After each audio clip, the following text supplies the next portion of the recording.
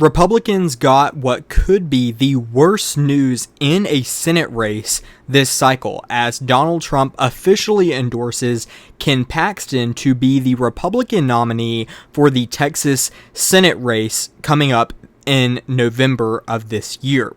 Now, why is Ken Paxton such a controversial figure? Why is this bad news for Republicans? Well, it's pretty simple. Ken Paxton is not the scandal-free type of candidate that Republicans need to run in Texas to win in November.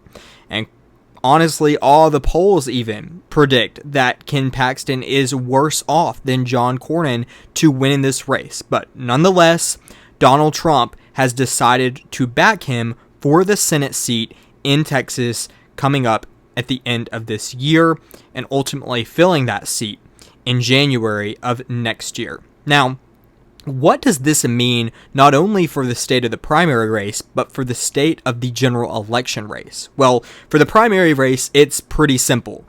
Ken Paxton is very likely to win now. I mean, we can see as of this morning, May 19th at 8 a.m., Ken Paxton was leading to be the Republican nominee. I mean, we've seen 64% Tallarico and Paxton, and then we've seen 35% Tallarico and Cornyn. So obviously Paxton leading, but as of this point, when I'm filming this video, because of this Trump endorsement, Tallarico and Paxton, the matchup set for the Texas Senate election map, is at 94%. Tallarico and Cornyn sitting at only 6%. This all but ensures that Ken Paxton will win this Republican primary in just about a week, and ultimately will face off against Democratic nominee and state representative James Tallarico to be the next senator from Texas. Now, this is extremely bad news for Republicans, in my personal opinion, and a lot of other people's opinion as well. This is not good news for Republicans in any way, shape, or form.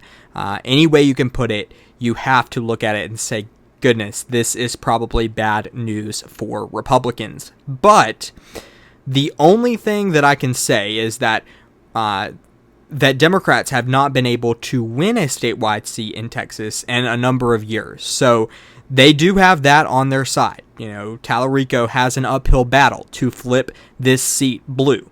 But all indicators prove that he's getting closer and closer to doing it. I mean, if we go to November of last year, when the Republican Party won pretty big victories in those November elections in Virginia, California, New Jersey, etc., that was, before that, it was at 81% Republican, dropped down to about 76, 78%.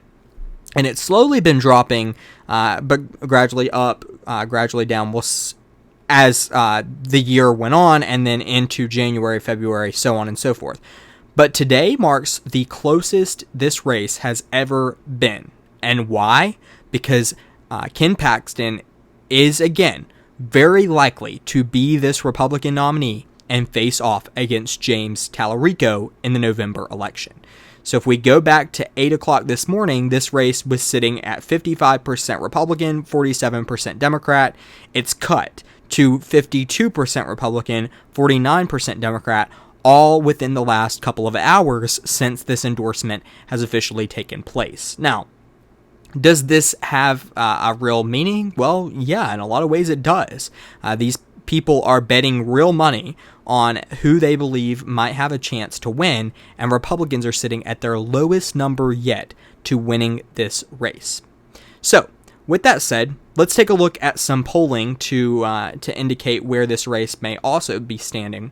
And a lot of that also, again, points to this idea that James Tallarico has a better shot of running against Ken Paxton than he did John Cornyn. So really good news for James Tallarico, at least poll-wise, at least prediction, betting market-wise, etc. This appears to be really good news for the Democrats and for James Tallarico going into the November elections. I mean, if we see the YouGov poll that was out April 10th through the 20th, Tallarico +7 against Cornyn, Tallarico +8 against Paxton. So, of course, not a huge lead, but certainly one nonetheless. In the Slingshot Strategies poll, and as you know, we've talked about these polls if you've watched any of my other videos on this race, in the last, couple of weeks. But the slingshot strategies poll, for example, Tallarico +5 to Paxton, Tallarico +3 to Cornyn. So nonetheless, always looking like it was going to be a better shot for Tallarico in a race against Paxton, which appears to be the case that we're going to see. I mean, the latest polling was conducted April 22nd through May 6th, dead even with Tallarico and Paxton, and then Cornyn was up by a percentage point.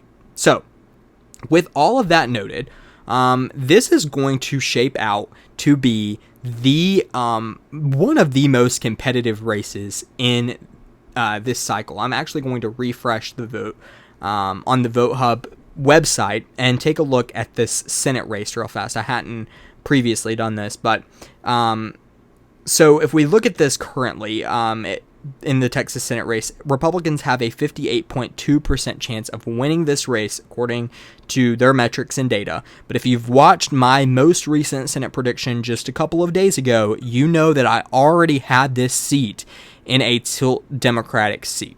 And does that change? Absolutely not. In fact, that all but secures that, in my personal opinion, that James Tallarico is still favored to win this race.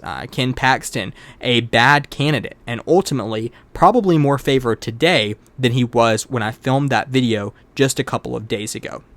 Not shocking at all. So, why did Donald Trump decide at the last minute to endorse Ken Paxton? I mean, what we've seen happen was Donald Trump ultimately endorse Ken Paxton. I mean, he said he was going to endorse today. About an hour before he endorsed, he tweeted out or whatever. He told reporters that he was going to endorse in the Texas Senate race today, and then ultimately sends out his Truth Social post saying that he is backing Texas Attorney General Ken Paxton to be the next senator of the state.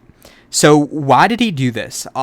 A lot of people, including myself, predict that a lot of it had to do with the fact that Ken Paxton has been vocal about his support for the Save America Act, whereas John Cornyn also full support for the Save America Act, but I think a lot of Republicans don't believe that John Cornyn went far enough in supporting that and really pushing John Thune to ultimately